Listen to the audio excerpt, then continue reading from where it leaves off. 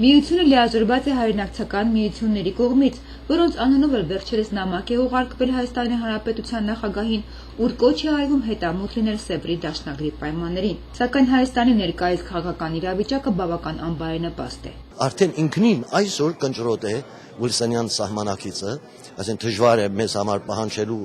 բարական,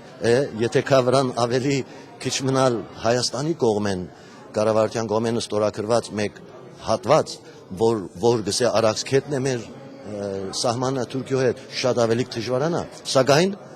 չեղյալ չի կրնալալ։ Պրոֆեսոր Ռազմիկ Շիրինյանը իր ելույթում ներկայացրեց Հայաստանի իրավիճակի քաղաքական վերլուծությունը։ Ելույթի սկզբում նա նշեց, որ մեր պատմությունը սոսկացքի պատմություն չէ, այլ պատմաքաղաքականություն, որի դասերը օրինակ չեն դարձել եւ հակառակը, ներկա քաղաքականությամբ անարգվում եւ չի արժեվորվում անցյալը։ Նա անդրադարձավ թրքական մտածողությանը, որը ընկալվում է որպես ճշմարիտ գործելակերպ, օրինակ թրքական կառավարությունը նշում է, որ ինքը հարևանների հետ ոչ մի հարց չի ուզում ունենալ։ Խաղաղարար կեցվածք ընդունելով նա նույն պայմանն է դնում Հայաստանի առջև։ Հաջորդ բանախոս Մուրադ Թոփալյանը անդրադարձավ ցեղասպանության բավերականության հարցին, անդրադարձավ Թուրքիայի դիվանագիտությանը։